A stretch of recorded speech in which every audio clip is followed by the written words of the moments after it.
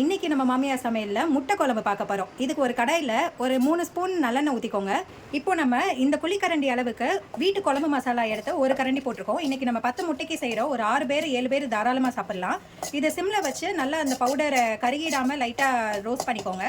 அதோட ஒரு பெரிய எலுமிச்சம்பழம் சைஸ் புளி வந்து நம்ம தண்ணியில் ஊற வச்சுருக்கோம். அந்த புளி கரைசலையும் நம்ம இதில் ஆட் பண்ணிக்கலாம். இதோட ஒரு 6-7 சின்ன வெங்காயமும் ஆட் பண்ணிக்கலாம். இப்போ நம்ம குழம்புக்கு அரைக்கிற பேஸ்ட் ரெடி பண்ணிக்கலாம். இதில் ஒரு 2 சில்லு தேங்காய் ஆட் பண்ணிக்கோங்க. 1 ஸ்பூன் சீரகம் ஆட் பண்ணிக்கோங்க.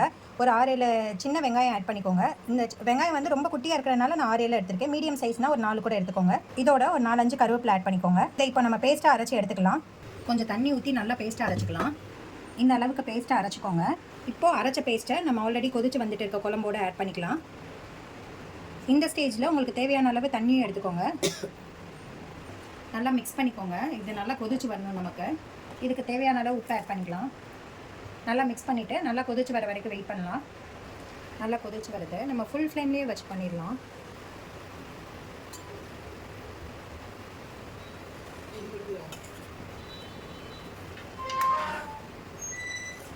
சைடில் பிடிச்சிருக்கிறது எல்லாமே நம்ம எடுத்து விட்டுடலாம். இந்த ஸ்டேஜில் உப்பு செக் பண்ணிக்கோங்க. பத்தலைன்னா ஆட் பண்ணிக்கோங்க. நல்லா கொதிச்சு வந்துருச்சு. இந்த ஸ்டேஜில் நம்ம முட்டை உடச்சி ஊற்றிக்கலாம். அடுப்பை சிம்மில் வச்சுக்கோங்க.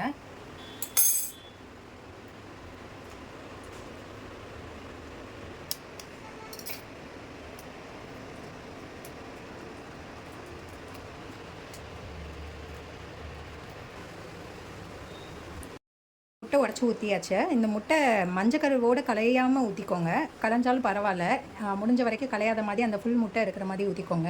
இந்த முட்டை ஊற்றினதுக்கப்புறமா மிக்ஸ் பண்ணக்கூடாது. அடுப்பு சிம்லேயே தான் இருக்கணும். அது நல்லா குக்காகி வரட்டும். அது வரைக்கும் வெயிட் பண்ணலாம். நல்லா கொதிச்சு வந்துட்டு இருக்கு. இன்னும் நல்லா குக் ஆகணும்.